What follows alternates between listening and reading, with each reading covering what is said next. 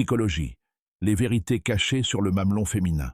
Peu d'éléments du corps humain suscitent autant d'inconfort, de fascination, d'incompréhension et de tension culturelle que le mamelon féminin. Malgré sa petite taille, il porte un poids symbolique et psychologique considérable. Selon les cultures et les perspectives sociales, ce petit organe est souvent sursexualisé, incompris ou carrément censuré. Mais au-delà de tout ce battage médiatique et culturel, il existe une vérité bien plus profonde, souvent ignorée.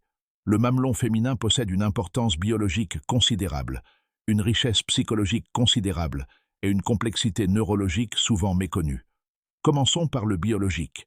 La fonction du mamelon féminin va bien au-delà de ce que la société ou la culture lui attribue. Pendant la grossesse, et surtout après l'accouchement, il devient un outil vital. C'est grâce à lui que se produit l'allaitement, crucial pour la survie du nouveau-né. Cela suffirait à souligner son rôle biologique essentiel. Mais ce n'est pas tout.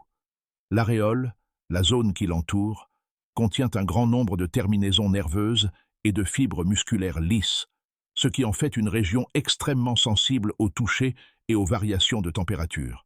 Elle réagit activement aux stimuli externes et est étroitement liée à l'état émotionnel et hormonal de la femme. C'est là que le sujet devient psychologiquement intéressant. Après tout, les hommes et les femmes ont des mamelons. Alors, pourquoi les perçoivent-ils si différemment? La psychologie explique cela par le concept de dimorphisme sexuel perceptif. Une même caractéristique physique peut revêtir des significations complètement différentes selon le sexe. Un sein masculin nu est monnaie courante. On le voit dans les publicités, au cinéma ou à la plage, sans faire grand bruit.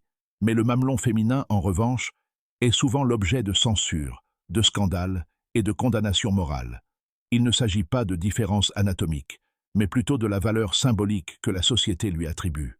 C'est une question culturelle et non biologique. Dans de nombreuses cultures, notamment les plus conservatrices, le corps féminin a toujours été considéré comme provocateur, voire obscène. Cela a conduit à la sexualisation de parties du corps perçues comme naturelles ou neutres dans d'autres contextes. Par exemple, dans les communautés tribales ou les peuples autochtones, les seins et les tétons féminins ne sont pas perçus comme des objets provocateurs. Des études psychologiques soutiennent que nos réactions émotionnelles face à certaines parties du corps ne découlent pas d'un instinct naturel, mais de schémas culturels acquis. Lorsque quelque chose est présenté comme tabou ou honteux, nous commençons à le ressentir, même sans raison réelle. Pensez-y, dans les cultures où les seins féminins sont valorisés pour leur pouvoir nourrissant et réconfortant, la réaction sociale est beaucoup plus détendue.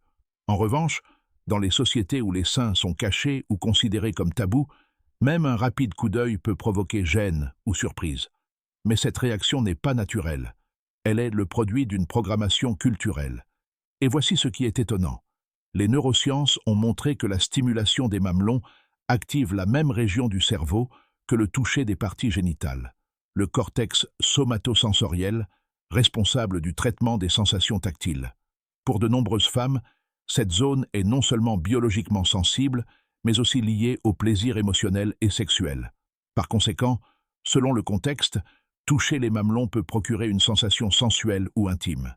Cette double dimension, vie et plaisir, est ce qui rend le mamelon féminin si spécial. Et non, ce n'est pas une contradiction. C'est un exemple de sa multifonctionnalité.